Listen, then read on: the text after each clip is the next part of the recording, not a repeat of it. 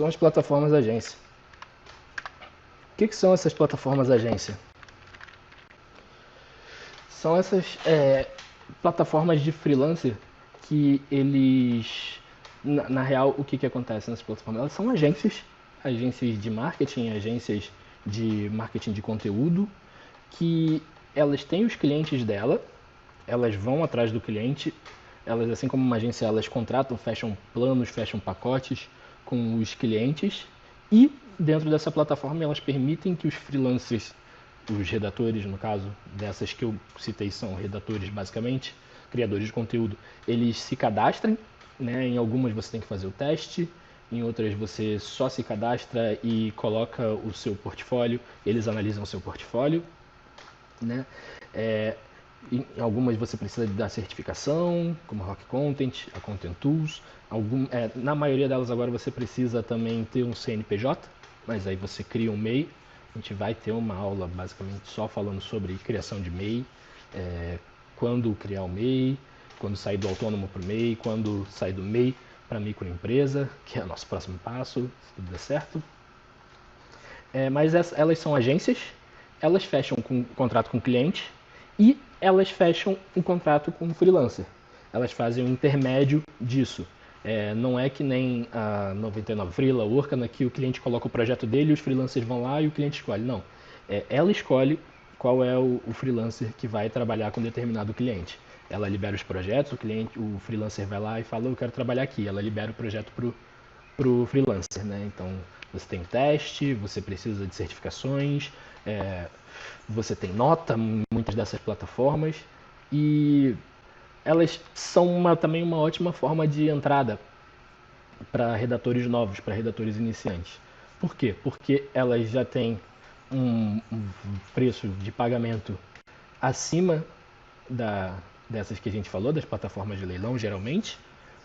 Claro, as plataformas de leilão você consegue passar o seu preço, só que o cliente, ele muitas vezes não vai aceitar. Nessas aqui você tem geralmente preços fixos, pelo que eu me lembre, na Rock Content ele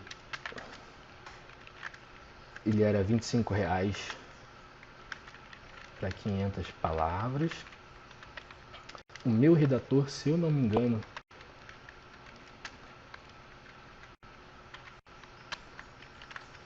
era R$ 40 para 500 palavras.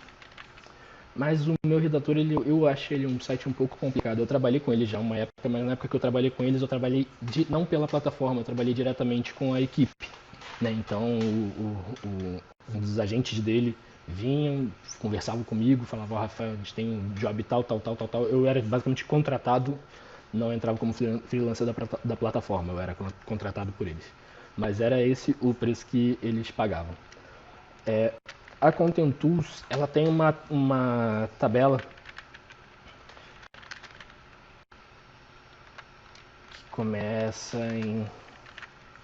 Olha, com a Content Tools eu ando um trabalho deve ter uns 2 ou 3 anos, então eu não sei se esses valores foram atualizados, tá? Mas era uma tabela que começava nesse valor, começava no valor de R$ 32. Só que na Content Tools você tinha uma vantagem que, diferente dessas outras, eu vou só colocar aqui, a Marfin é a mais nova, a Marfin é do Ivan e do Fábio, cara, uns caras muito acessíveis, muito gente boas, assim, pelo que parece, pelo que eu consegui conhecer um pouco deles, pagam muito bem, mas o pessoal tem falado que tem tido dificuldade em conseguir projetos na Marfin. 3 palavras, tá? Mas por questões de preço e pelo que eu vi lá dentro, eu entrei lá, logo que eles lançaram, eu consegui uns 3 projetos, depois eu acabei não mexendo mais, eu entrei mais para ver como era, para ver o que era. Gostei do que vi, tá? Não gosto de plataformas assim, mas gostei do que vi. Então eu sempre falo, eu não indico que você use plataformas, mas se você vai usar, eu indico essas duas aqui. Dentro de uma coisa que eu não indico, eu tenho as que eu mais falo vão ser essas duas aqui, que vai ser a Content Tools e vai ser a Marfin. E voltamos a travar. Como eu estava falando, se for para se falar, mas Rafinha, independente de você não querer que eu trabalhe com plataformas e qualquer coisa do tipo, qual você me indicaria? Eu preciso de uma indicação. Então eu indico a Content Tools e a Marfin. Né? A Content Tools ela foi a primeira que eu vi pedindo que a pessoa fosse, no mínimo, microempreendedor, que fosse uma pessoa com CNPJ para fazer os trabalhos dentro dela. E eu acho ela muito interessante porque dentro dela você tem uma comunidade no Slack. O Slack é como se fosse um Skype, um chat da vida, uma plataforma de chat, que dentro dela você consegue colocar comunidades. E dentro dessa plataforma do Slack, que você tem lá o grupo da Content Tools, você consegue saber quais são os jobs que tem, quais são os jobs que vão estar lá disponíveis. Você consegue se candidatar a esses jobs e quando você é escolhido para fazer esse job, você tem contato direto com o cliente. Então você negocia a partir dessa tabela que começa em R$32. Lembrando que eu não sei se esse valor ele está atualizado, se eles atualizaram, se eles mudaram, mas a partir desse valor de R$32 você negocia diretamente com o cliente. E esse valor, pelo que eu me lembre, ele variava de acordo com o nicho. Por exemplo, vou chutar aqui, tá? No nicho de turismo era um piso de R$32, era no mínimo R$32. No nicho de tecnologia era um piso de R$38, coisas desse tipo. Eu lembro que era dividido por nichos. Né? Tem tempo que eu não trabalho com eles, mas era muito interessante a forma de trabalho deles, por isso que eu indico.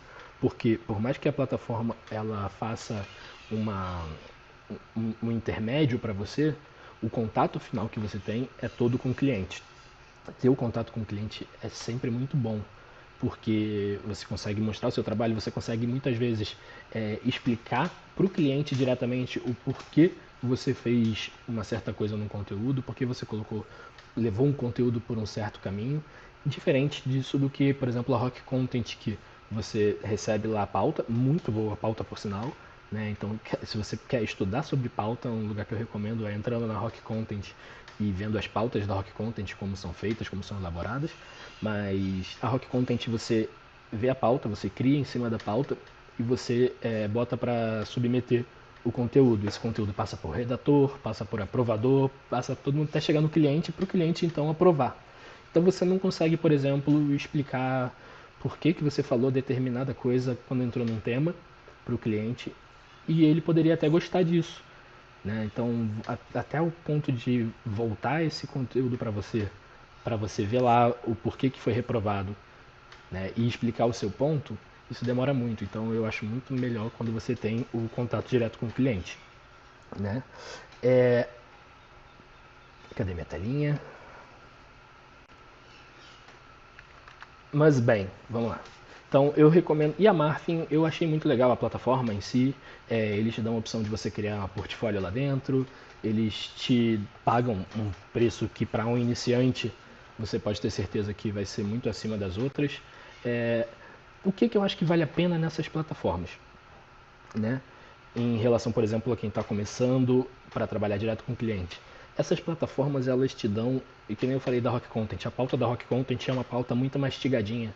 É uma pauta que eles te entregam tipo assim, só para você pegar e escrever em cima daquilo e criar o conteúdo em cima daquilo. Você não precisa, que nem a gente falou lá na aula do Criativo, você não precisa fazer pesquisa de palavras-chave, você não precisa pensar em pauta. Muitas vezes você não precisa nem entender a pauta propriamente dita, porque tem uma descrição lá mastigadinha, tipo, é para você escrever isso, só desenvolve em cima disso. Então nessas plataformas você tem essas pautas muito bem definidas, então você tem trabalho só realmente de... Muitas vezes você tem até as referências de onde eles querem que você tire o conteúdo que está sendo falado, que você vai escrever sobre. Então elas são interessantes basicamente por isso, porque elas te poupam um baita trabalho, que é o de conseguir o cliente e de fazer as pesquisas.